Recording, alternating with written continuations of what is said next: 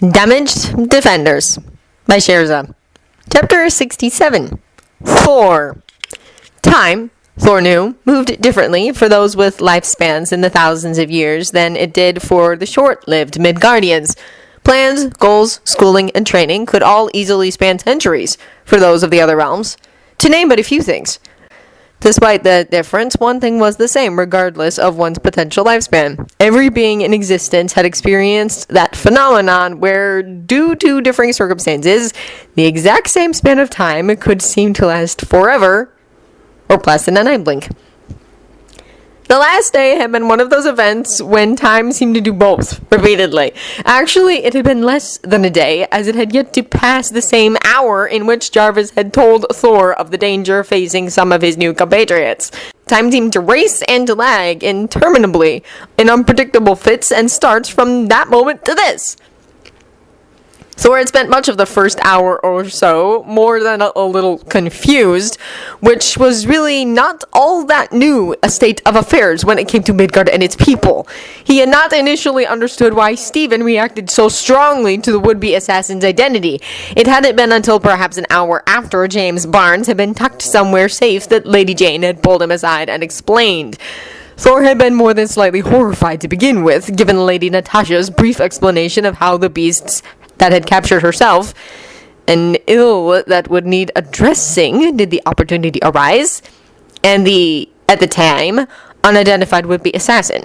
And Thor used the term beasts advisedly, for once, not being that purported itself more advanced than the beasts one hunted for food and to protect one's home or realm would perpetuate such atrocities on one of their fellows. Even true beasts did not treat their own thus, but Thor was not so gifted with words as his brother, so beasts would have to suffice as an appellation for such monsters. Once the matter had been explained, Stephen's reaction became far more understandable.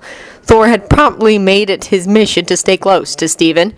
Of their company, Thor best knew the pain of having a brother seemed to die, only to discover he had fallen into the hands of the foulest sort of beings and had suffered unspeakable torments at their hands.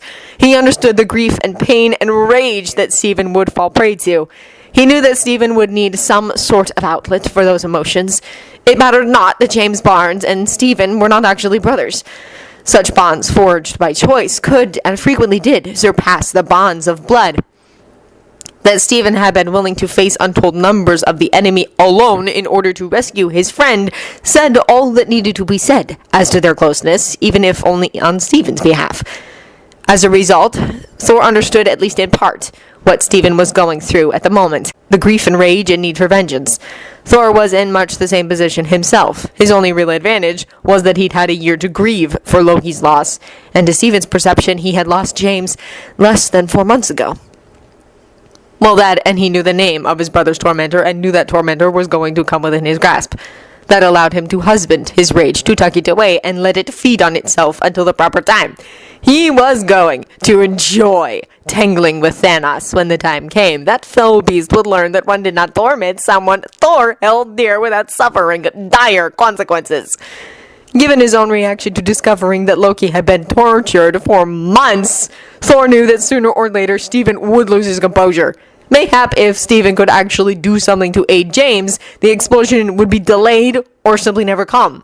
Thor knew the only reason he hadn't exploded himself was because he was putting all his energy into doing what he could to help Loki. Unfortunately, there was little to nothing Stephen could do, leaving Stephen with far too much time to fret and work himself into a fine state. Thor knew himself to be one of the few in their company who could take whatever punishment Stephen dealt out if he lost control and lashed out physically. The worst Stephen would be able to do to him would be a few bruises that would heal in a trice. He really ought to have realized Stephen was far too honorable a man to harm those he considered friends and allies, even in the height of emotional upset. Still, Thor was able to keep him from doing himself serious damage when he punched the wall and looked as though he wanted to keep punching it, heedless of the damage done to his fist. He'd been caught slightly off guard when Stephen had actually started punching him, though he should not have. Thwarted in his goal to punch the wall until his rage spent itself, Stephen would be forced to lash out elsewhere. He managed to catch Stephen when grief overcame the rage and braced Stephen against his chest, careful of his still damaged and bleeding hand. He shook his head when the healer Cecilia started forward, clearly intending to ply her craft. Much as her aid was needed, Stephen was too overwrought at the moment for Thor to be sure of how he would react to having people fussing over him. Some folks enjoyed or even required close physical contact in the wake of such emotional upheaval, whilst others rejected it harshly. Thor had no idea which way Stephen leaned. Right now, he was at least tolerating Thor, so Thor was unwilling to risk making matters worse if he could avoid it. She must have divined the reason for his hesitation, because she put her bag of supplies on the floor and pushed it within Thor's reach with a foot. "Check his hand for splinters," she said quietly, her voice little more than a whisper in her effort to allow Steve some semblance of privacy. "That will be the biggest concern with how fast he heals. They could get sealed under the healed skin, and then have to be dug out in order for Stephen to be rid of them, which would, of necessity, be a far more painful process than removing splinters before his body healed." Thor checked the bloodied hand, but saw no splinters in evidence.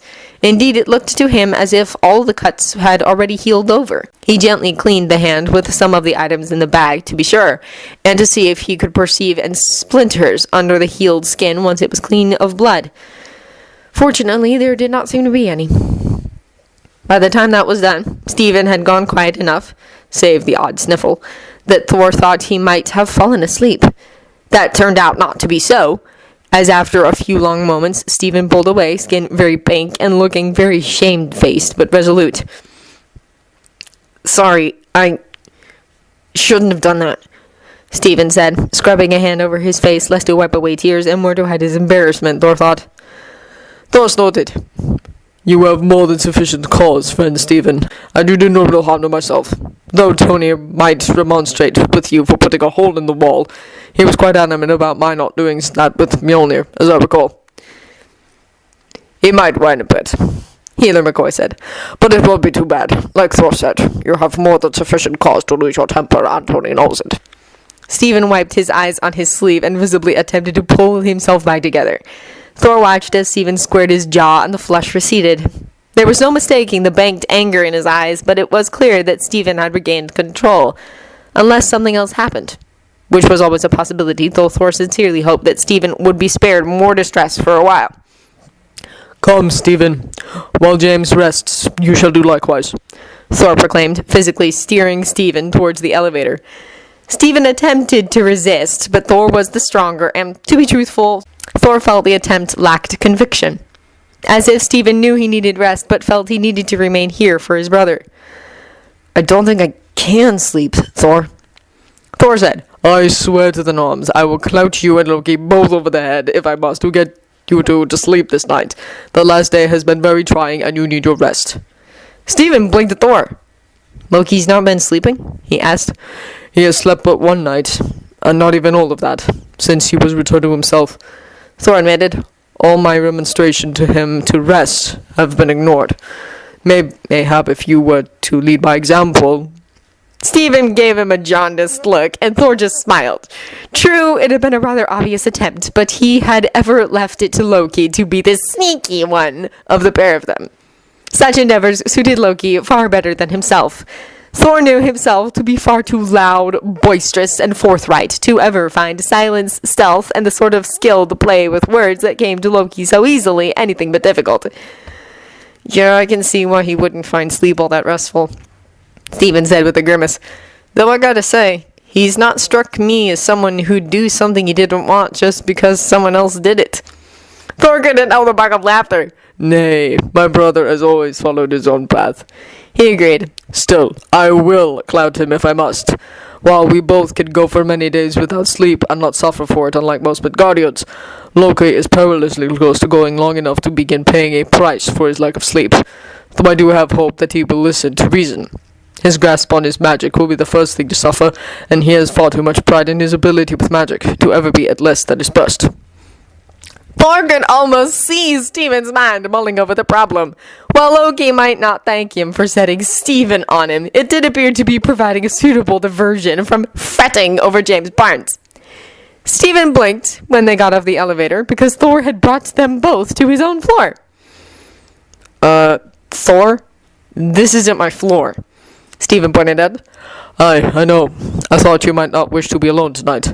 There are 2 rooms with beds other than the one I have chosen as my own, where you can rest, Thor told him. Steve thought that one over for a minute before nodding with some reluctance. Yeah, that might be for the best. Though I'm probably going to keep you up most of the night. I wasn't sleeping so good even before this. No, Thor could not imagine it would have been. While he did not have all the details, he had learned at least the general points of Steve's situation over the last few weeks. He could not imagine anyone sleeping well after such events. It was early enough in the evening that Thor had half expected Stephen to object to readying for bed already. But evidently the emotional upheaval of the day had worn Stephen out enough he didn't bother. Thor left him to his preparations and went to find his brother. He found both Loki and Charles Xavier on the common floor, Loki giving Charles a look that was equal parts insulted and amused. Come, brother, I would spend time with you before the end of the day, Thor told him. Loki gave him a speaking look that said he wasn't fooled, but went along with it, joining Thor in the elevator with a put-upon sigh.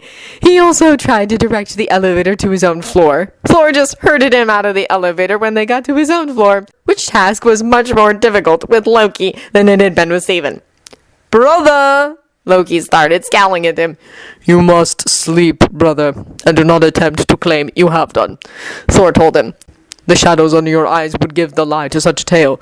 You were bordering on exhaustion even before these latest events, and since then you have done much magic. I may not know much about magic, but I do know it requires energy that must needs be replenished. Loki glowered, but there really wasn't much he could do to claim Thor was wrong. You were able to sleep soundly in my presence, where being alone allowed your sleep to be fractured, Thor said, avoiding calling the situation exactly what it was, namely that Loki'd had a hell of a nightmare. So we'll begin with you here, and mayhap you'll get a full night's rest. Damn it all, Thor! I am not a child that needs coddling! Loki snapped. Nay, you are not. You are, however, someone who has been through far too much in recent times to sleep easily, Thor told him, nudging him towards his own bedroom where Thor could guard his sleep. Thor had been mightily tempted to offer Stephen the chance to sleep in his room as well, as his bed was big enough for the 3 of them. He had eventually decided Stephen probably wouldn't be willing to do so, even if it was just Thor there. Having Loki there as well would have pushed things entirely too far.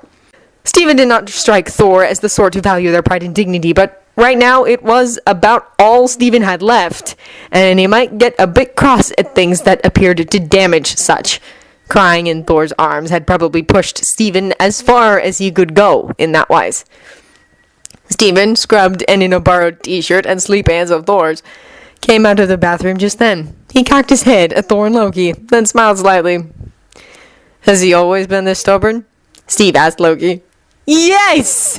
Came Loki's emphatic answer, then he sighed. And truly, it is best to humor him when he gets like this, as he will get his way one way or another. I kinda got that impression, Steve agreed. Good night, you two. And he disappeared into one of the spare bedrooms. Thor, truly, you need to get married and have children, so that you have someone you can legitimately fuss over, Loki complained as Thor finally herded him into the bedroom. Eventually, Thor said agreeably. For all Loki's whining, he didn't actually put up anything resembling an actual fight, which told Thor all he needed to know. If Loki had genuinely not wanted this, there would have been nothing Thor could do to force the issue. Being able to teleport did have its advantages after all. Once Loki had settled in, Thor did likewise, and prepared himself for what could potentially be a very long night of guarding Loki and Stephen's rest.